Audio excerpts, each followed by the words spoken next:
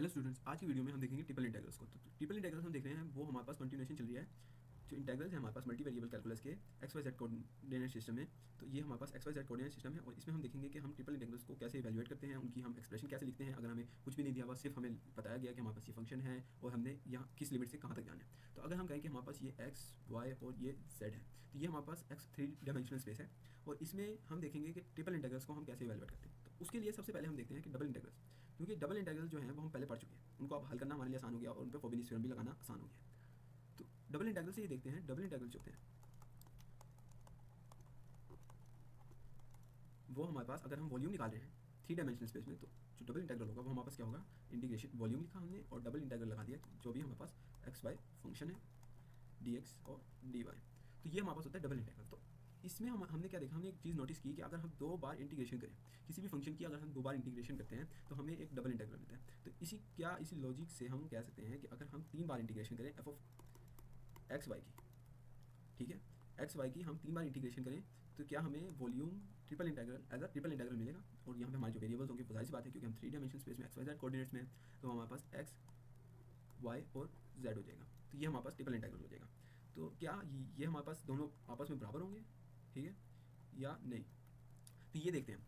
यहाँ पे हम क्या करते थे, यहाँ पे हम कहते थे कि जो हमारे पास x है, ये हमारे पास क्योंकि एक एरिया होता था, हम उसकी इंटीग्रेशन करते थे, ठीक, उसके अंदर रह के हम सारी इंटीग्रेशन करते थे। और जो वॉल्यूम है हमारे पास यहाँ पे हम कहते हैं कि हमारे पास ऐसी बात है, क्योंकि अगर यहाँ पे एरिया है तो यहाँ पे हमारे पास जो लिमिटिंग वैल्यूज होंगी एक्स वाई जेड की, वो हमारे पास v हमें डोनेट करके बताएगा और ये हमें लिमिट्स बताएगा एक्स वाई जेड की। तो एक एग्जाम्पल ले लेते हैं, कोई जनरल एग्जाम्पल ले लेते हैं कि x जो है हमारे पास वो a और b पॉइंट्स के दरमियान में लाई करेगा, x की जितनी भी वैल्यूज़ हैं, और जो y है वो हमारे पास c और d पॉइंट के बिटवीन लाई करेगा। तो जब हम इन दो का इंटरसेक्शन करेंगे, इन पॉइंट्स को देखेंगे कि ये जो पॉइंट्स हैं इनसे अगर हम लाइन पास करें तो ये इंटरसेक्शन करके एक प्लेन बना रही है नीचे। ये हमारे पास एक प्लेन टाइप बन रहा है, स्क्वायर बन रहा है हमारे पास, ये हमारे पास बन रहा है। इसको हम कहते हैं कि ये हमारे पास है a, और इसी के अंदर रह के हम डबल इंटीग्रल निकालते हैं वॉल्यूम के लिए।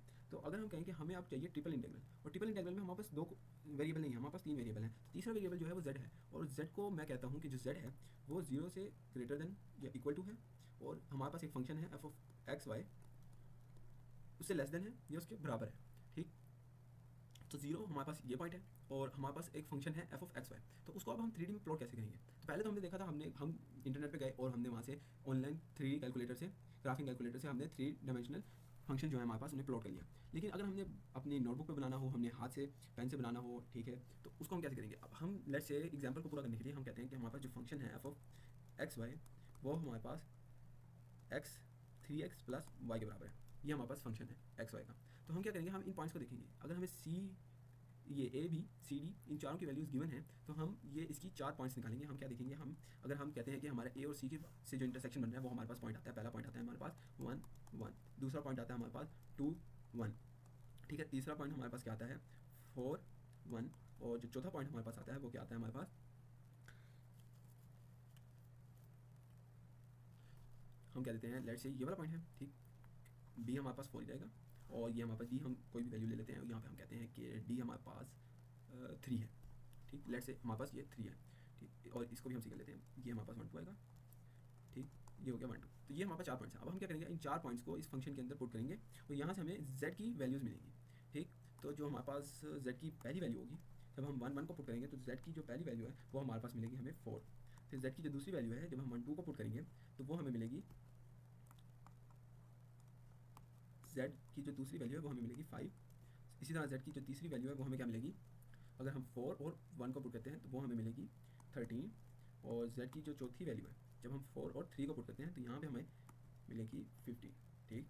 तो ये अब 4 हमें z की वैल्यूज़ मिल गई हैं। तो ये 4 z की वैल्यूज़ हम ये A B C D points पे हम रखेंगे, जो इंटरसेक्शन पॉइंट है इन पर हम स्केल रखेंगे और एक सीधी लाइन लगा देंगे इतने यूनिट्स की, जो हम ग्राफ का स्केल बनाएंगे उस उतने हम इसको कन्वर्ट करेंगे इन लेंथ्स को अपने स्केल के मुताबिक, और यहाँ से हम एक सीधी लाइन लगा देंगे। तो लेट्स से पहली हमारी जो 4 है, इसको थोड़ा छोटा कर लेते हैं कि 4 जो है वो हमारे पास कुछ इस तरह बन रही थी। उसके बाद जो बी और सी वाला था हमारे पास वो 3 पॉइंट था, जो 3 पॉइंट वाला था 13 था। तो 13 एक बड़ी लेंथ है, तो उसको हम कुछ इस तरह कर लेते हैं, ठीक। इसी तरह हम इसको 15 बना देते हैं रिलेटिवली इसके, तो ये हमारे पास 15 आ गया, और जो हमारे पास है वो 5 है, तो 4 से कुछ थोड़ी सी बड़ी होगी, ये हमारे पास 4 की आ गया। तो अब जो है इसकी जो ऊपर वाली जो हम देखना चाहते हैं कि अब हम इसको ऊपर से कनेक्ट कैसे करेंगे। हमने लाइन्स तो खींच दी, हम हमारे पास पिलर्स तो बन गए, लेकिन अब हम अगर इसकी हम देखें तो इसकी हम अब छत कैसे डालेंगे ऊपर से फंक्शन की, कि हम इनको कनेक्ट कैसे करेंगे कि अगर हम इसको 3D में देखें तो हमें कैसे नजर आए, क्योंकि हमें जो इसकी छत के बारे में इन्फॉर्मेशन मिलेगी वो भी फंक्शन से मिलेगी। अगर फंक्शन हमारे पास कुछ इस तरह का होगा कि ये लीनियरली इंक्रीज करेगा, अगर हम एक्स वाई की वैल्यूज़ बढ़ाएंगे तो जेड की वैल्यू जो है वो एक लीनियरली इंक्रीज करेंगी, ठीक है। उनकी स्लोप चेंज हो सकती है, 1 नहीं हो सकती, 1 से ज़्यादा हो सकती है, 1 से कम हो सकती है, वो हमें देखनी पड़ेगी, ठीक। तो अब हम इसमें क्या करेंगे, हम सीधी लाइन्स लेंगे, ठीक। तो इनको हम पहले स्केल को ज़रा रोटेट कर लेते हैं और ये लाइन हम ज्वाइन कर देते हैं आपस में पॉइंट्स, ये हमारे पास ये पॉइंट्स, ये हमने पॉइंट्स ज्वाइन कर दिए और इधर लेके आए और यहाँ से भी हमने पॉइंट्स को ज्वाइन कर दिया। तो अब ये हमारे पास होगी ज्वाइन। उसके बाद अब हम जाते हैं ग्राफ पे और यहाँ से इन दो लाइन्स को भी ज्वाइन करते हैं आपस में। तो पहले हम इन दो को ज्वाइन करते हैं जो हमने सी और डी वाले से निकाली थी, उसके बाद हम बीच वाली आखिरी दो को ज्वाइन करते हैं। तो ये हमारे पास ज्वाइनिंग के बाद हमें कुछ इस तरह के मिलेंगे, ठीक। और जो हमारे पास जो अपर होगा, रूफ होगी हमारे पास पूरे इस वॉल्यूम की, वो हमारे पास ये वाला प्लेन होगा। ये अगर हम कह दें हमारे पास ये है बी प्राइम, ठीक। ये पॉइंट हमारे पास है डी प्राइम, ठीक। ये पॉइंट हमारे पास क्या है सी प्राइम, और ये पॉइंट हमारे पास क्या है ए प्राइम। तो जो हमारे पास जो शेप होगी ए prime, B prime, C prime, D prime, ये जो शेप बनेगी हमारे पास, ये यहाँ पे क्योंकि स्केल पे नहीं बनी हुई, ठीक है, और वैल्यूज ज्यूम की गई हैं, तो ये शेप हमारे पास रेक्टेंगुलर भी हो सकती है, एक पैरेललोग्राम भी हो सकता है हमारे पास, ठीक है। एक हमारे पास 4 कॉर्नर वाला पॉलीगॉन होगा, बस ये हमने याद रखना है, ठीक। क्योंकि हमारे पास शेप जो बनेगी वो एक सीधी लाइन या सीधा प्लेन बनेगा, ये एक सीधा प्लेन है। अब हमने क्या करना है, हमने वॉल्यूम निकालने के लिए, अब हमने प्लॉट तो कर दिया, अब हम दूसरे स्टेप पे जाते हैं। हम क्या करते हैं, अब वॉल्यूम निकालने के लिए हम ये जो नीचे वाला एरिया है, ये जो ए एरिया है हमारे पास, इसको हम स्टैक करना शुरू कर देते हैं 0 से लेके ये इस वैल्यू तक जेड की।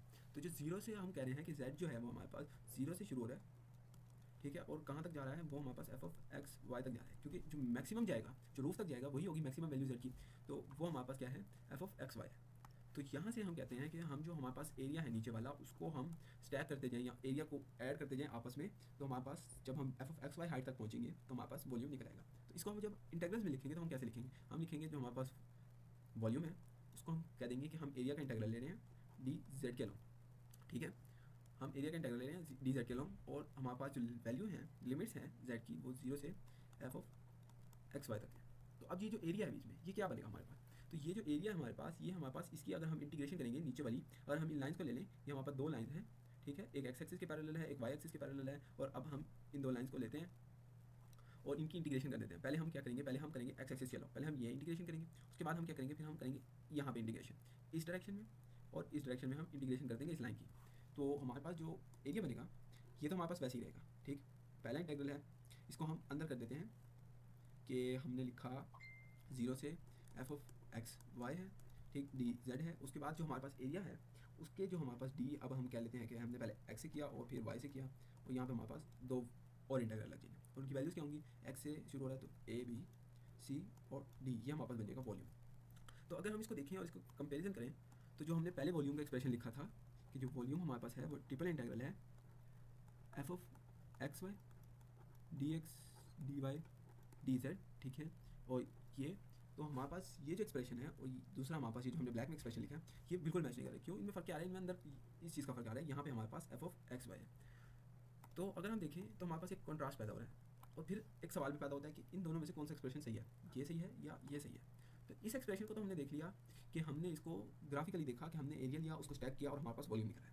तो ये जो है, ये तो हमने एक अजम्पशन लेके किया कि अगर हमारे पास डबल इंटीग्रल में 2 इंटीग्रल्स होते हैं, यानी हम 2 बार इंटीग्रेशन करते हैं तो एक ही फंक्शन की, तो हम ट्रिपल इंटीग्रल में 3 बार इंटीग्रेशन करेंगे। ये हमने अजम्पशन ली, ये गलत भी हो सकती है, सही भी हो सकती है। यहाँ पे हमने ये देखना है कि क्या ये सही है या गलत है, क्योंकि हमें ये पता है ये वाला जो है ये तो हमारे पास सही है, ये वाला हमें नहीं पता क्या सही है या नहीं।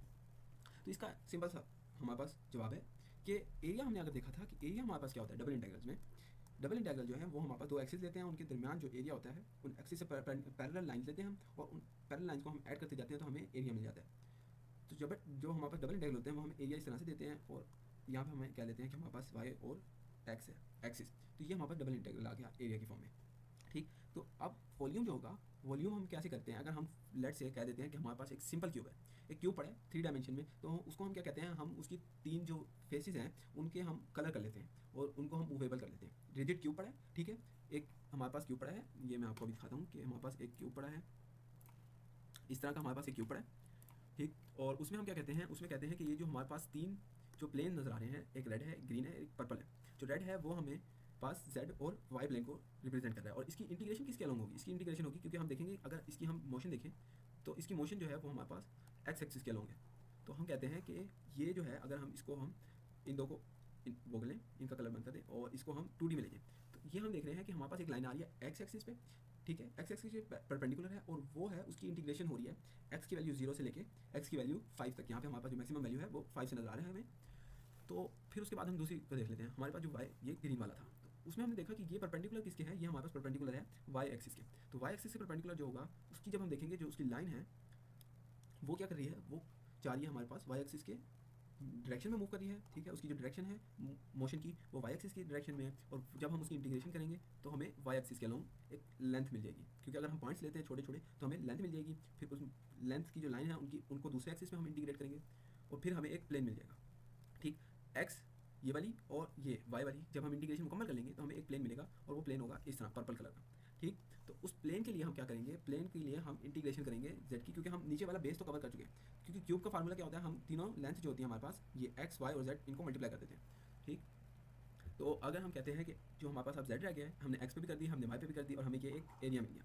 तो अब जेड पे हम क्या करेंगे, हम जेड पे कहेंगे कि हमारा जेड 0 से शुरू हो रहा है, और हमारा जेड कहाँ पे जा रहा है, ये 5 तक जा रहा है, ये एरिया जो है, और इसकी हम इंटीग्रेशन कर रहे हैं, क्या कर रहे हैं, हम इसकी स्टैकिंग कर रहे हैं। तो जो हमारे पास वॉल्यूम निकलेगा वो कुछ हमारे पास जो वॉल्यूम होगा इस क्यूब का, वो क्या होगा, ट्रिपल इंटीग्रल लेंगे D X D Y D Z करेंगे। इसमें कोई फंक्शन नहीं आएगा, इसमें फंक्शन होगा, ठीक। वो अगर हमसे पूछता है कि हमने फंक्शन को इस क्यूब के अंदर हमने निकालना है उसका एरिया, तो तब हम उस फंक्शन को देखेंगे, लेकिन यहाँ पे हम नहीं देखेंगे, क्योंकि हमें सिर्फ कहा गया है कि हमने क्यूब को देखना है। तो क्यूब में हमने क्या किया, 0 से 5 तक देखा, इसमें क्या किया 0 से 5 तक देखा, और इसमें भी क्या किया, इसमें 0 से 5 तक देखा, ठीक है। और यहाँ से हमने क्या किया कि हमने इंटीग्रेशन शुरू की, पहले एक्स के लिहाज से आई, ठीक। फिर हमारे पास डी वाई डी जेड बच गया, दो इंटीग्रल आ गए, ठीक। अभी हम लिमिट्स को साइड पर कर लेते हैं, एक जनरल हम निकालते हैं, ठीक। तो जो हमारे पास अब बाकी बच गया वो वाई और जेड के लिहाज से है। जब हम वाई और जेड के लिहाज से करेंगे तो ये पहले वाई के लिहाज से ये आ जाएगा हमारे पास, और फिर जेड के लिहाज से हमारे पास एंड में आएगा एक्स वाई और जेड, और इनकी तीनों की जो लिमिट्स हैं वो 0 से 5 तक है, ये हमने देख लिया पहले। तो जब हम इनको पुट करेंगे, जब 0 पुट करेंगे तो तीनों 0 हो जाएंगे, ठीक। और जब 5 पुट करेंगे तो ये हमारे पास वॉल्यूम जो बनेगा 125 बनेगा। तो यहाँ से हमें पता चला कि हमें जब हम सिंपल वॉल्यूम निकाल रहे होते हैं, ठीक है, हम ये हमारे पास सिंपलेस्ट एग्जाम्पल है क्यूब की, क्योंकि रेक्टेंगुलर कोऑर्डिनेट्स है ना, अगर हम देखें 2 डायमेंशन में, तो रेक्टेंगुलर कोऑर्डिनेट्स 2 डायमेंशन में जो सिंपलेस्ट जो हमारे पास शेप होती है वो एक स्क्वायर होती है या रेक्टेंगल होता है। अगर हम 3 डायमेंशन में आए रेक्टेंगुलर कोऑर्डिनेट्स के लिए इंटीग्रेशन करने के लिए, जो सिंपलेस्ट शेप होती है वो होती है क्यूब, ठीक। तो क्यूब के लिए हम ये फार्मूला लगाते हैं, और बाकी का अब हम बाद में देखते हैं कि हम फोबिडियस थ्योरम जब इस पर अप्लाई करेंगे तो इसकी लिमिट्स कैसे चेंज होंगी, इसका ऑर्डर ऑफ इंटीग्रेशन कैसे चेंज होगा। पहले तो हमारे पास 2 होते थे, वाई और जेड, अब हमारे पास क्या है, अब हमारे पास 3 है।